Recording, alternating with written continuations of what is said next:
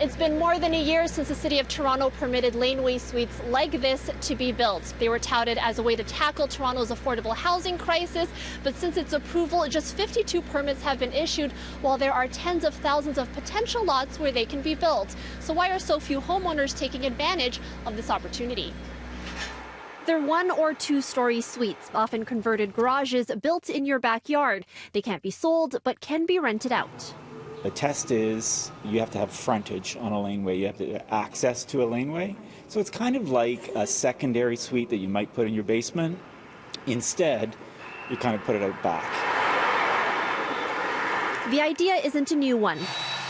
It's been allowed in major cities like Vancouver for over a decade. Toronto finally jumped on the bandwagon last summer. City Council approved a laneway suites bylaw to allow homeowners to go ahead and build as of right, meaning as long as you follow zoning bylaws, you can build the suite without having to go through a costly approval process. I put together a comprehensive set of plans. Alex Sharp is the co-founder of Lanescape. It started as an advocacy group helping to push forward the as-of-right zoning policy and has evolved into a developer of laneway suites. It's been a year, so it's relatively young, but a lot of people are moving forward with their applications, and we're helping to design and build a lot of these suites. But perhaps not as many as anticipated. Of the roughly 47,000 potential lots in Toronto, the city has only received 114 applications, and of those, only 52 permits have been issued. Does that strike you as not a lot for the first year? I'm happy to hear that there's 52. I would love for it to be 500. One thing I will say I was surprised by was, given the amount of publicity around the initiative initially, there's still a huge number of people who I talk to who have no idea that this is a thing.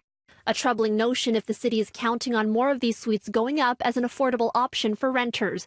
But the city has made other adjustments to incentivize property owners to build, including taking out the development charge under the Affordable Laneway Suites program, a charge that sometimes runs upwards of $50,000. But if you're looking to build, be aware that the guidelines for measurements are rigid, mostly, Sharp says, because much of it has to do with safety and access. In the span of a decade, Vancouver's laneway homes have grown to thousands. Though the uptake has been slow in Toronto, the hope is that once awareness grows, the options will multiply. What's really important is that it's another tool in the toolkit for housing. Now, by comparison, in Vancouver, where the rules do differ slightly, roughly 200 projects were given the green light in its first year. In Toronto, Erica Natividad, City News.